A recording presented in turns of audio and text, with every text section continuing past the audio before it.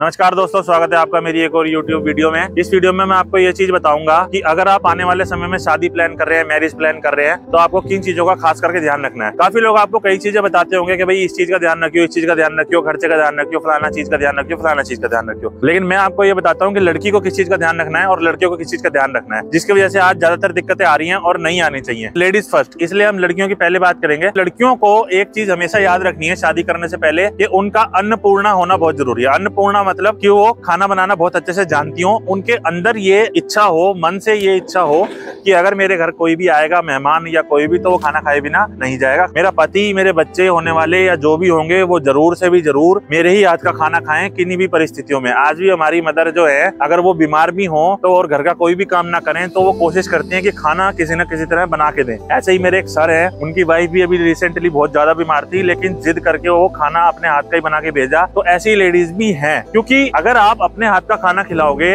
अपने पति को, बच्चों को, तो उनके अंदर एक अलग ही एनर्जी ट्रेवल करेगी। यूं समझ लो कि जब तक आपके बच्चों की शादी होनी है, यानी आप बूढ़े भी हो जाओगे ना, तब तक की आपकी आधे से ज्यादा समस्याएं दूर हो जाएंगी सिर्फ इस चीज से, वरना घर में क्लेश और ये चीजें आने लग जाती हैं। इसके अलावा जो लड़कों को एक बात सोच लेनी है, आज लड़के भले ही किराए की कमाई खाते हो, चाहे आपके रेंट का आ रहा है, चाहे आप पापा का खा रहे हो, चाहे बिजनेस कर रहे हो, चाहे कुछ भी कर रहे हो, आपको एक कसम खानी है और उस कसम को नहीं तोड़ना है। वो कसम ये है कि भाई कल को मुझे पोछा भी लगाना पड़ गया ना किसी के घर में, तो मैं लगाऊंगा, लेकिन मैं खुद की मेहनत की कमाई लाके बीवी को, बच्चों को खिलाऊंगा, किसी और तरह का धन नहीं खिलाऊंगा, ना गलत तरीके का, ना गलत रास्ते का। क्या आपके अंदर इतनी हिम्मत है कि कल को नौकरियां खत्म हो जाए, सब खत्म हो जाए, तो आप दूसरे घर पोछा लगा के भी कमा खा सकते हो? इस चीज की अगर आप कसम खा सकते हो तो ही आप शादी करना। इस वरना जो आज इतनी दिक्कतें आ रही है, इनका कारण ये है कि आधे तो ऐसे कर लेते हैं कि भाई हाँ किराए का आ रहा, अपना बढ़िया मुंह उठा के शादी कर लिया, और किसी भी तरह का जो धन आ रहा है। तो लड़कों को ये सोच के रखना है और लड़कियों को दूसरी चीज ये सोच के रखनी है। अच्छा, एक और बात बता देता हूँ कि लड़के जो है ना आजकल बहुत चालाक हो गए हैं। चालाक कैसे कि वो ये सोचते हैं पहले हमने दो तीन गर्लफ्रेंड बना ली, चार गर्लफ्रेंड बना ली, और उसके बाद किसी भोली भाली लड़की से, कम उम्र की लड़की से शादी कर ली। जो मैं कहना चाह रहा हूँ वो आप समझ रहे होगे, मैं डायरेक्टली नहीं कहना चाहता। उन लोगों के लिए एक मैं बात बताना चाहूंगा कि आपको अगर ऐसा लगता है कि आप बहुत ज्यादा चालाक हो या शातिर हो, तो आपको क्या लगता है सब कुछ शादी से पहले ही हो सकता है, शादी के बाद कुछ नहीं हो सकता? शादी के बाद भी संबंध बन सकते हैं, सब कुछ हो सकता है और सारा हिसाब बराबर हो जाएगा। ये बातें मैं किस लिए कह रहा हूँ? ये इसलिए कह रहा हूँ कि शादी करने से पहले आपको मैं एक बात बता दूं कि जैसे आप हो अंदर से, जैसा आपका चरित्र है, जैसा आपका मन है और जैसे आपके सोच विचार है, आपको एग्जैक्टली वैसा ही सेम पार्टनर मिलेगा। ये नियम है कुदरत का। आपको लगेगा वो शरीफ है, वो भोला है, या हमने कोई भोला बच्चा पकड़ लिया,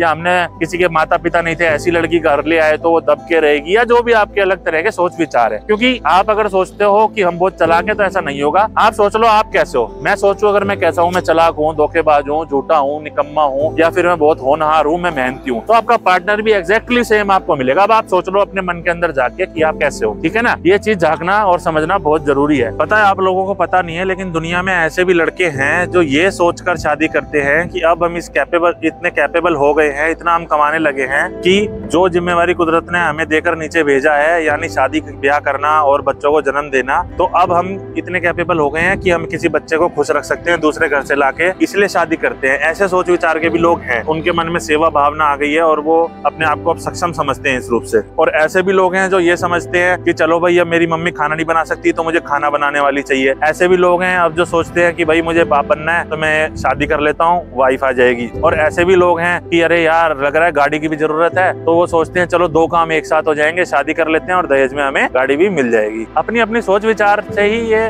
डिपेंड करता है, सोच विचार पे, कि आपको कैसा है पार्टनर मिलेगा। अच्छा, अब शादी की जहाँ बात करी है इतनी, तो अब जहाँ हमने शादी की बात करी है तो शादी से रिलेटेड एक और गंभीर समस्या की हम बात कर लेते हैं। वो समस्या ये है कि शादी जब होती है जस्ट, तो उसके बाद साल 6 महीने क्या होता है कि सास और बहू में बनती नहीं है। देखो ये बहुत ही ना नेचुरल चीज है। इसका कारण मैं आपको बताता हूँ। इसका कारण ये होता है कि देखिए, एक बच्चा अपनी माँ से जुड़ के रहा है 20 से 25 साल, जो इमोशनली बहुत ज्यादा अटैच्ड है हर तरीके से। तो जब वो बच्चा अपनी माँ से दूर होके और अपनी वाइफ के साथ समय बिताने लगता है, तो नेचुरली एक तरह की हेट डेवलप माँ के अंदर होने लगती है कि मुझे छोड़ के ये तो बहू में घुस गया। तो होता क्या है, लड़के इस चीज में बड़ा फंस जाते हैं कि माँ को मनाए तो बीवी नाराज, बीवी को मनाए तो माँ को नाराज, क्योंकि बीवी जो आई है वो भी एक कच्चे पौधे शादी की तरह है कि भाई यहाँ से उखाड़ के यहाँ लगाया है, तो उसको भी खुश रखना बड़ा मुश्किल काम है, उसको भी उसके घर बार बार लेके जाना है। यहाँ लड़के बहुत बुरा फंसते हैं। लड़कों के लिए भी शादी करना कोई आसान काम नहीं है और लड़कियों के लिए भी सेक्रीफाइसेस, कॉम्प्रोमाइजेस, पेशेंस और कई चीजों से मिलकर ये शादी जो है, ये संबंध बना है। इसको मुंह उठा के ऐसे ही कर नहीं लेना चाहिए, बड़ी मुश्किल है, वरना टेंशन और प्रॉब्लम का पूरा अंबार लग जाता है। तो इसलिए इसको बड़े सोच समझ के करें और इन प्रॉब्लम से थोड़े सावधान रहें, जो मैंने आपको बता दी है। कोई भी आर्गुमेंट में जीतने की कोशिश नहीं करना, हर आर्गुमेंट में हार जाओगे, जिंदगी जीत जाओगे। कभी नहीं सोचना कि बाप का घर छूट गया, बाबुल का घर कभी छूटता नहीं है, ठीक है।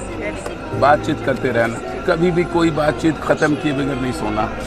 बातचीत कोई अगर शुरू हो जाए तो उसको कंक्लूड करना और कंक्लूजन में हार जाना, जिंदगी जीत जाओगे, कुछ है।